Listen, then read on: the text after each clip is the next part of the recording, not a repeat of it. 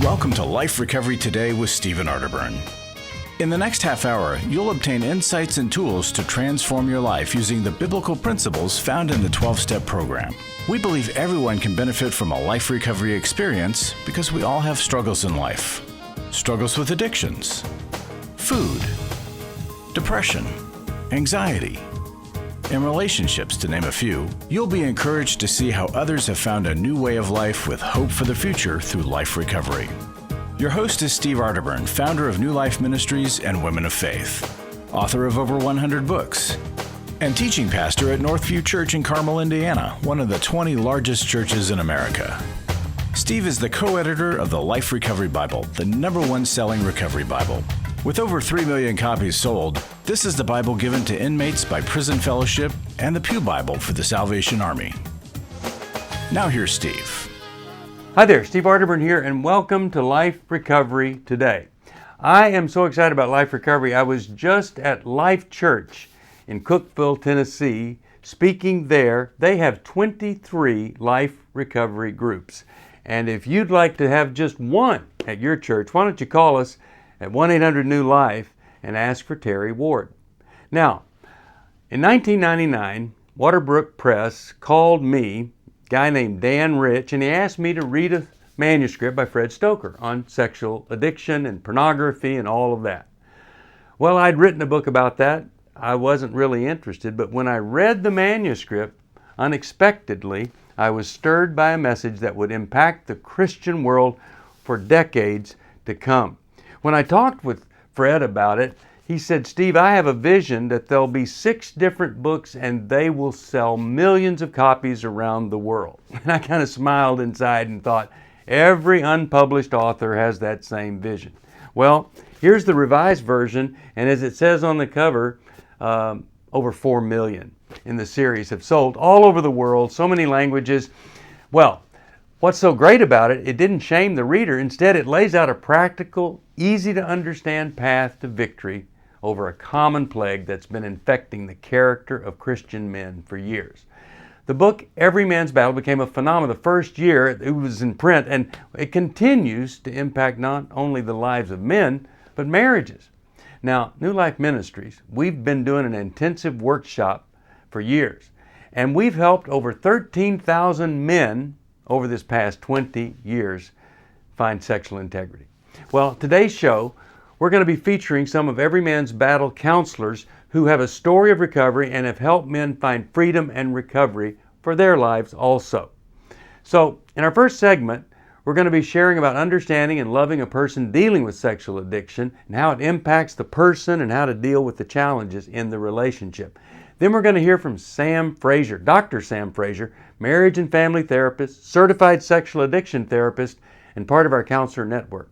Now, Sam also leads our alumni group, Brothers in the Battle, at every one of our Every Man's Battle workshop. Even if sexual addiction is not part of your story or of someone that you know, I believe that you're going to benefit from all these recovery principles that are going to be shared today. I mean, all of us have some area of our life that has excess. Now, when it comes to Every Man's Battle, well, the excess is something that literally destroys the soul. One of the terrible growing problems in our current culture with internet spreading all sorts of stuff everywhere is that more and more women are becoming aware that they have a problem with pornography. And if you watched our 100th episode, or I think it was 101st episode, you know that we had a very nice, normal-looking woman, married, children, but she had a sexual addiction problem. So I think a woman will benefit from this, I think a man. And if not for you, someone you care about, someone you love, a friend or one of your children are going to come to you one day and say, I have a problem, I don't know what to do. And what you tell them is what I tell everybody that talks to me about this. You really need to call us at 1-800-NEW-LIFE. The standard that you're going to hear about is the standard out of Scripture that says to not let there be even a hint of sexual immorality in your life. And I hope we're going to equip you to do that right now. Hi, Steve Arterburn here, and I want to talk to you about understanding and loving a person with sexual addiction. You know, one of the things that I heard people say when I started working with sex addicts, and by the way, back in 1988, when New Life opened its first treatment center, it was a partnership with the Crystal Cathedral. It was called the New Hope Center. We did a track over in the psychiatric hospital for sex addicts. 1988. We've been doing this a long time. One of the first things that I heard said to a spouse of a sex addict was, "It's not about you." Now, I knew the message that they were trying to convey, but I just hated to hear that because it is about you. Here's why it's about you. It's because you're married to the person. And it's so personal when somebody betrays you sexually. It's such an affront to everything that you are. It's so all-encompassing in the destruction of the marriage that it is about you. It's all about you because you're the one that's being hurt. You're the one that's going to have to recover from this horrible betrayal. But what they're trying to say is, you're not the reason that it happened. You're not the cause. One of the things that's so fascinating as we've worked with men in Every Man's Battle is to see how many of the men have absolutely beautiful, attractive wives. And you can compare yourself to somebody else and say, oh, if I had been more attractive or more beautiful, it would have been different. But it wouldn't have been different. The addiction has a life of its own, and it is separate and distinct and apart from you. Now, so it is about you in that it's hurt you, but you didn't cause it. But let me tell you what else is about you. It's about you that you deserve this person getting better or not being in your life. If they have been unfaithful to you, I hate to see you walk away and not give it a chance, because a lot of people that have been involved in sexual addiction really do go from being a monster to being an amazing spouse, because they see the error of their ways, they recover, they develop the character that they never thought they would have. But you need to be sure that the person is in recovery and getting the help that they need, and there's no better help to start than with Every Man's Battle workshop. At 1-800-NEW-LIFE, you can find out about that. That's really my main message. Demand that they get help from us at Every Man's Battle at 1-800-NEW-LIFE. Hi, I'm Sam Fraser, and I'm with the New Life Counselors. I've been with the New Life Counseling for over 20 years. I want to talk today about the roots of sexual addiction, and actually the roots of all addiction for that matter. When you look at it clinically, the roots of addiction is about an intimacy disorder. What do I mean by intimacy disorder? I mean, when you look at it biblically, how does it relate? It actually goes back to Genesis 3 at the fall, where when Adam and Eve ate from the tree of the knowledge of good and evil, three things happened to them. They hid because they were afraid, because they were naked. And basically that's what an addict is. He's afraid of who he is because of what he's done, and he has to be away from everybody. The root of all that is shame. So when you look at the four core beliefs of an addict, they very much line up with the three things that happened at the fall with Adam and Eve. Number one, the core belief of an addict is that they inherently know there's something wrong with them. And similar to the knowledge of good and evil, we know there's something inherently wrong with us. So what do? We hide. An addict, because they don't feel good about themselves, they won't let anybody get close to them because of who they are and what they're ashamed of. So when you talk about hiding, what an addict does is realize because there's something wrong, they won't let anybody get close. So they move away from everybody, so they won't let anybody get close to them. There is no intimacy with an addict. The fourth thing that happens with a sex addict is because there's something wrong with me, I'm afraid of who I am, I'm vulnerable, I don't like who I am, and because of that I hide. What happens with an addict is that God has designed us for relationships. Since I don't feel good about a relationship with anyone, I will keep myself away from people. But because God has made us for connection, what I will do instead is connect with a substance or a process addiction or a substance addiction or chemical addiction. And with that process, the addict is really stuck with himself, by himself or herself, and there's nothing that we can do. So it takes a God to really take a step forward and really help us deal with those root issues, because addiction is actually a symptom of a deeper rooted issue, the intimacy wound, the intimacy disorder. So if this relates to you and you feel like there's something you need some help with, please call us at 1-800-NEW-LIFE. Thank you. Are you going through your struggles alone? Do you want someone to talk to help you through your pain? Do you feel like a failure when you relapse again, telling yourself, next time will be different? Don't walk this path alone anymore. Join a life recovery group today and be a person that your friends and family can be proud of. God created us to be in community, and we believe everyone can benefit from a life recovery experience.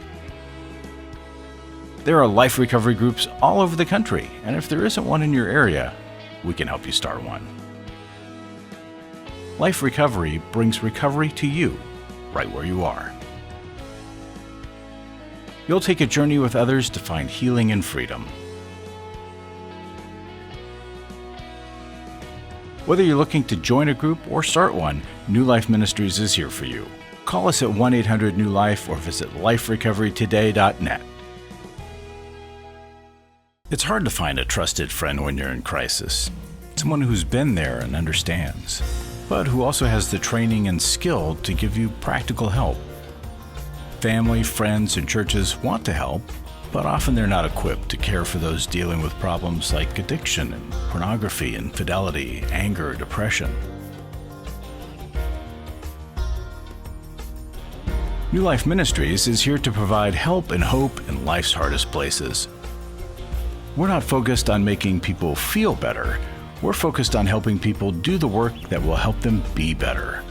At New Life, we have resources available to help you, like books, DVDs, CDs, workshops, and our network of licensed counselors.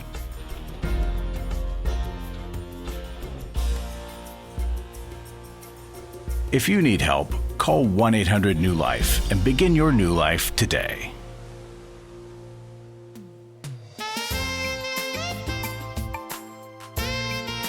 Welcome back. You know, we live in a sex-saturated culture where sex and sexuality is used to sell everything from hamburgers to cars. Now, if you're a man in recovery towards sexual integrity, it's a daily battle that can be won, but you need tools. In the next segment, we'll hear from Bob Sklar, marriage and family therapist and longtime therapist at our Every Man's Battle workshop. This could be the beginning of some new insight that you've never had in a very, very tough area of life. Hi, I'm Bob Sklar, and I'm a New Life Network counselor. One of the things that I've had the privilege to do over the last 9 years is to be a part of Every Man's Battle. And part of working with Every Man's Battle is I have aftercare groups called Sustained Victory. And part of doing the groups is maintaining relationship and enriching our recovery. And one of my best groups has really taught me a lot of things about how to be connected and making recovery really a lot of fun. So one of the things I wanted to share with you is about the cell phone being a recovery tool. Now, for a lot of us, this is a dangerous item. It's a weapon of the enemy, and it can really hurt people's life. In fact, today more people are probably looking at porn on their phones than any other way. So there's a couple things that I'm going to end my talk with as far as making this safer. But on the topic of making this a recovery tool, one of the things that I want to say is that this is about connecting. And we know that addiction is really more about isolation and hiding than connecting. Sobriety is not the goal, intimacy is the goal. And so using the cell phone as a way to connect is a great thing to do. So one of the things that I do with the guys is just doing daily check-in calls. And a check-in call should have things like a feelings check-in. It might be what are the challenges of your sobriety that day, what shame messages are being had, or maybe it might be, can you give me some words of life? So those should be parts of that. And as well as the person receiving that phone call should start listening with the ear of a detective, being able to do a CSI on the things in my life. They might be able to point out triggers or blind spots that I'm not seeing. Another thing that my guys do that make check-in calls really fun is they play games with this. And one of the things that they do is they play a game called 2+1. So 2+1 is where you call somebody that's in your group, and then you add somebody in. So then you're in a three-way call. And that's a lot of fun. Another one of the guys does batting order, and so he sets up an order of guys calling, and you call the next guy down on the batting list. Another one that they do is what am I doing now, which is taking a picture and sending it on. Again, I want to just encourage you guys to get Covenant Eyes or change the settings on this to make it safer, and use the phone as a recovery tool. Part of working the weekends is I get the privilege of working with a lot of different guys. And one of the things we teach them on the weekend is about triggers. And three of the triggers that I find when they're present, that it's almost inevitable that people are going to act out, are isolation, resource, and unaccounted for time. And I call those three things the devil's triangle of acting out. So whenever I intervene on one of those different triggers, it really changes my success rate in maintaining my sobriety and growing in my recovery. So for instance, isolation, that would be being disconnected from myself, from God, or other people. People not knowing who I am and where I am. So that kind of isolation is definitely going to promote the danger of acting out. The second one is resource. So resource could be magazines, it could be television, it could be computers, any kind of media, even my own body at times could be a resource. So in managing that, I can manage one part of my triggers. And the last one is unaccounted for time. So unaccounted for time would be time that people don't know where I am and what I'm doing. One of the ways that I find that's really a helpful thing to intervene on that is making frequent phone calls, keeping a journal for my wife, and texting my friends in recovery. So I find that managing those three things really help me. So if you're still having trouble maintaining sobriety or having slips, I'd really suggest looking at those three triggers. And above all, connect, connect, connect. New Life is here to help you, and if you need that help, feel free to call 1-800-NEW-LIFE. Welcome back, and hopefully you're beginning to see that our lives can be restored and recovered. Sometimes the shame that causes the addiction or occurs in the addiction can prevent us from seeking recovery. Well, that's a shame. In the next segment, we're going to hear from Dairek Morgan. He's a marriage, family therapist, certified sexual addiction therapist, as well as a group facilitator at our workshops. By the way, all these people have these certifications, but the big certification is that they're all Christians. Now, Dairek's going to talk about the impact of shame and how to deter the shame so that our children can be helped, even though they've been exposed to pornography. And I'm going to tell you something. If you're not looking at what your kids are looking at, and if you're not aware that you could have all of the filters up, but when they go over to Johnny or Julie's house, Johnny and Julie, they may not have those filters. And your child could end up even in the dark web, exposed to horrific, horrific things. But he's going to talk about that.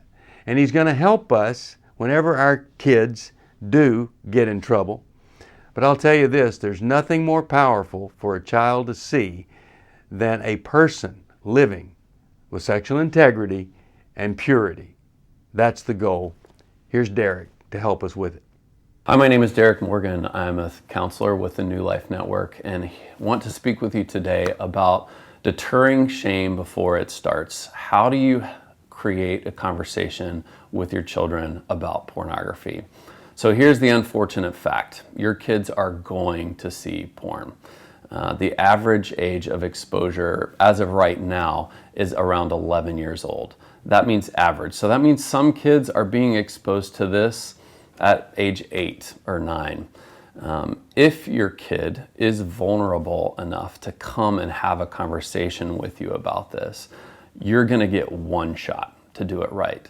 If there's in any way shaming response that they pick up on, whether that's audibly from your words or even just misinterpreting your anxiety around the conversation, the chances are not very high that they're going to come back to you again in the future about this conversation. So it really is important as parents that we are prepared with how we're going to respond, that we've thought through this ahead of time. I work with men mostly who wrestle with shame and pornography addiction. So I'm really familiar with the ways in which my clients will tell me stories about how their parents talk to them about sex and porn, and the unfortunate, oftentimes unintentional shame message that they received. I believe that the root of pornography addiction is shame. The acting out is actually the fruit of the tree, not the other way around. For anyone who is stuck in the addictive cycle of pornography addiction, the question they're constantly asking themselves is, why can't I stop? And the deeper shame core message is usually something along the lines of, I'm broken, I'm bad, I'm dirty, something's wrong with me. So these messages are often learned at a very early age and unfortunately are really hard to uproot and reverse. So it's very important that at the beginning of these conversations that we are intentional about speaking directly to our kids against any kind of shame message. We can't control the fact that our kids are going to see porn. What we can control is creating a non-shaming environment in our household that invites open-ended conversation. Here's a few practical ways that you can do that. Remember that your child is not culpable in the situation. Your child did not create pornography. They probably did not intend to see the image or images or videos. And if they have returned and gone back of their own volition to watch this because it elicited desire and attraction in them, then pornography did its job, right? Communicate grace and affirm curiosity. I had a therapist tell me one time that when his sons came to him saying that they had seen pornography, his response was, I'm so glad that you came to talk to me about this, and I'm so sorry that you had to see that. Can you imagine, just imagine what that would have been like for you if that was a message that your parent had communicated when you first talked to them about sex? Kids will have a sense that there's something bad or dirty about what they've seen, and because of developmentally appropriate egocentric mindset, they're going to internalize that, right? They're going to believe I'm bad, I'm dirty. So I really encourage you to speak directly to this, right? Ask them questions. How did this make you feel? How did you feel about yourself when you saw this video? And name it. Name any potential shame message that you believe may have been come up as a result of them seeing these images. Many kids probably won't approach you directly about this. So I encourage you to if you do discover your child watching pornography, to use messaging something along the lines of, I'm so sorry it wasn't safe enough for you to come and talk to me about this. I do want to have a safe home where you can always come and talk to me about this. I'm really sorry you were exposed to that, and so forth and so on. Invite a vulnerable conversation, don't lecture, and be mindful of the unintentional messages that you may be sending around parental controls. When it comes to parental controls, it is important for you to have appropriate boundaries. Make sure that you invite a conversation with your student, with your child, about those boundaries as well. Remember, New Life is here to help. Give us a call, 1-800-NEW-LIFE. Life recovery isn't just about making the courageous choice to give up an addiction or dependency. It's a journey towards health, wholeness, and becoming your very best you. If you need resources to help you in your journey, we can help. There are many life recovery resources that you can do on your own, with a group, or with your church.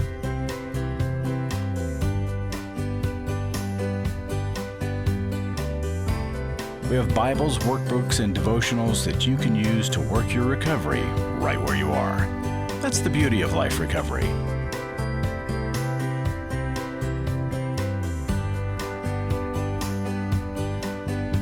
To learn more or to get the Life Recovery Bible or any other life recovery resource, visit liferecoverytoday.net or call us at 1-800-NEW-LIFE. 1-800-NEW-LIFE. Unfortunately, sexual addiction is a problem and it's not going to go away. Now, hopefully, you've heard something today that's going to encourage you to seek help if this is your battle. Now, maybe you want to join us for an Every Man's Battle workshop. Well, guess what? Not a lot of people want to join us for that. But they go kicking, screaming, reluctantly. Their motivation sometimes is just to get somebody off their back. We don't care what brings you there. We don't care why you're there. Once you're there, it's our job to help you see how life can be. It's a no-shame zone, and men of all ages have received help for sexual integrity problems, and they've made a decision, well, I've got to go. And they do, and they're so surprised at what happens just by being there. Now, if you're in relationship with somebody and they need help in this area, make a bold move and ask them to attend. Or call us and we will help you invite them in a way, well, maybe it's that offer they can't refuse. And it could make all the difference in the world, in your world, and in theirs. So, when you're thinking about going forward and living a life of integrity, probably the best tool is another person. If you're a man, another man. If you're a woman, another woman right beside you. Now, this Every Man's Battle book, this is the revised edition. It is a tool for sexual integrity. And just the fact that it gives you something to do rather than feel bad about yourself, such as bouncing your eyes, looking away, things like that we can all do. All we have to do is be committed to it. You know, I tell people all the time that call me, they say, I'm motivated to change, you know. Well, a lot of times that motivation isn't very lasting or long. And what we need is a plan, and we need commitment to the plan. Here's a plan. You know, the Life Recovery Bible is such a great tool for recovery. This is one in a box, but it shows you that this is, you don't even know it's a Life Recovery Bible. It looks like any other kind of Bible. But the thing that's so powerful is you get this workbook on sexual integrity and you work the steps specifically to address sexual integrity issues. And it is a powerful, powerful way to change your life. Well, I want to thank you for watching today. If you need help, you call us at 1-800-NEW-LIFE. We've been helping a lot of men for a long time. And we're going to continue to see the victory in the battle that I think every man who's in trouble wants. All you have to do is have some brilliant humility and call us at 1-800-NEW-LIFE. Thanks for joining us for Life Recovery Today with Stephen Arterburn. We hope this program has helped you integrate God's truth and wisdom into your recovery journey. This program is brought to you by New Life Ministries, and it's your support that keeps this program on the air. When you contact us for any reason, be sure to let us know that you watch on NRB. Call us at 1-800-NEW-LIFE or go to liferecoverytoday.net. Please join us again next week for more Life Recovery Today.